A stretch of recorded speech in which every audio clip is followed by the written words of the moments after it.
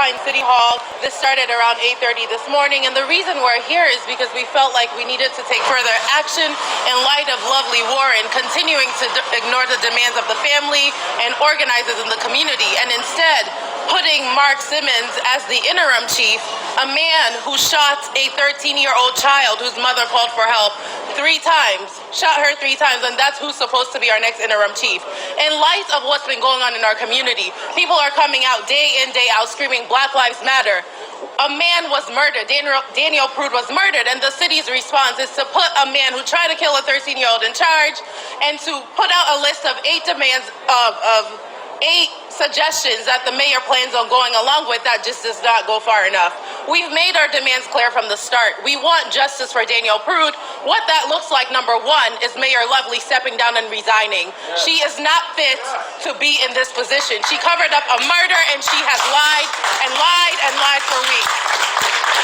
We are continuing to demand that Daniel's Law is passed.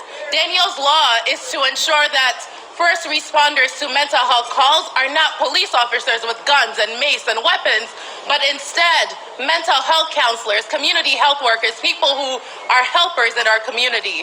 So in response to that demand, we know that City Council is voting on legislation tonight to give $300,000 to a mobile crisis response team.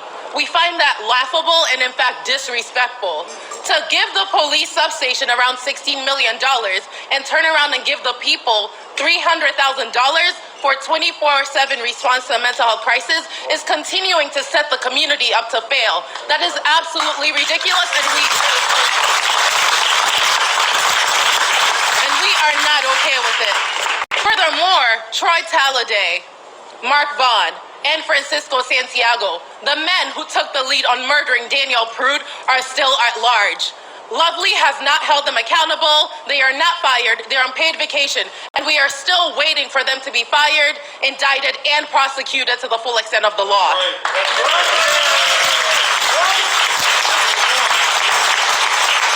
We also want to ensure that Mike Mazzio steps down and Sandra Dorley, who we should be holding accountable for fueling mass incarceration in our community. She's still in office, and until that demand is met, we will still continue to organize and fight for justice.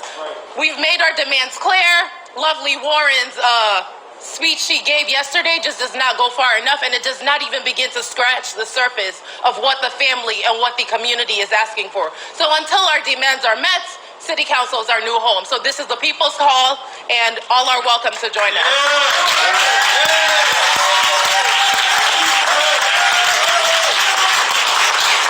And we are open to any questions. We have other organizers around, so we can take any questions. Stanley, let me ask you. They halted the payments for the Goodman substation. How do you feel about that? So, right before the station was built, people who lived in the neighborhood came out and said, we do not want a police station in our neighborhood. This is dangerous. This is going to impact our community violently. It is so upsetting that it took a man dying for our voices to finally be heard. Why were we not listened to the first time? We know what we need as a community. We know how to make ourselves heal and strive and survive. But instead, we are not listened to until a man dies. So we need to remember that during the largest civil rights movement in our history, City Council initially voted to give $16 million to the police, men who occupy and brutalize our community, and they are turning around and giving us $300,000 for people who need mental health assistance. So let's always keep that in mind. When we're asking for help and support, what they give us are just crumbs, when in fact they're giving police officers, murderers, millions of dollars on the backs of Black and brown people.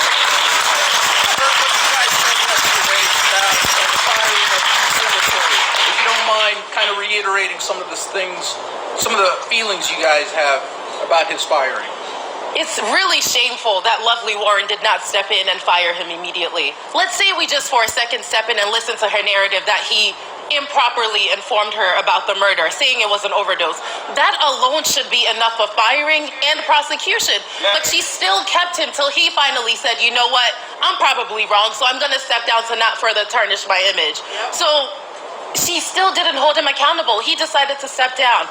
We're happy he stepped down, But we can't even enjoy that win because immediately after, we're having Mark Simmons, once again, a man who shot a 13-year-old child who was suicidal and needed help, is now being elected or now being positioned as our new interim chief. So we just feel like Lovely she just doesn't seem to be hearing our demands. She doesn't seem to be hearing the family's demands. We've made it extremely clear. These are the steps to attain justice for Daniel Prude and his family. We're still waiting. The officers are still around. Lovely is still here, refusing to hold anyone accountable. Firing Tim Curtin, Justin I can't even pronounce his last name. People she put in place. That's not enough. Why were they in place in the first place? Why were they there? I also want to challenge the narrative of Lovely being the person who championed the Police Accountability Board. Absolutely not. In fact, she put out legislation to combat a Police Accountability Board with teeth and disciplinary power. At no point was she ever supportive of the Police Accountability Board. That was all President Scott. So for her to take credit of something she tried to dismantle just falls in line with all her lies she's been telling recently. One last question. With what you have been heard, are you still celebrating a little victory in what's happened so far? I think Mr. Joe Prude can speak to what that feeling might be like right now. You know, seeing that Mark Simmons is about to be the police chief, knowing that the killers of his brother are still out there and being paid with taxpayer money. I think he can speak to what that feels like. First, how you doing today? All right, yourself. I'm all right.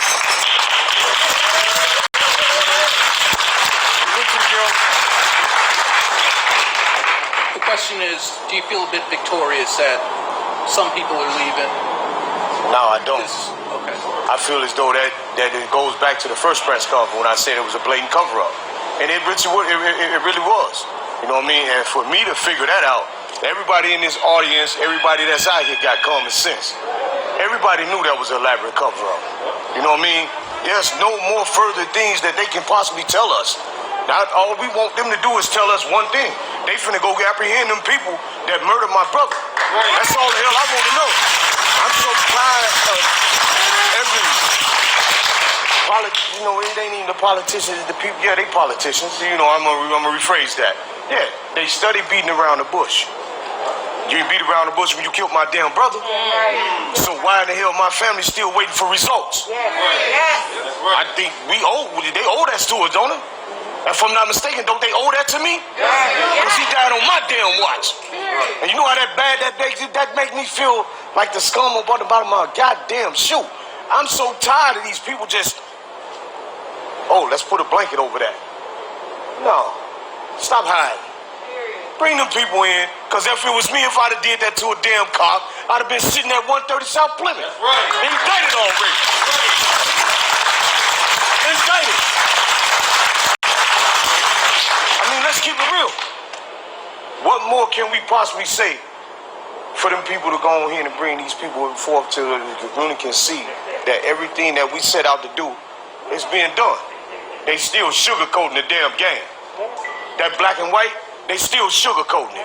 Everybody want to fall on this person or that person. Man, I'm holding all these bitches at fault. And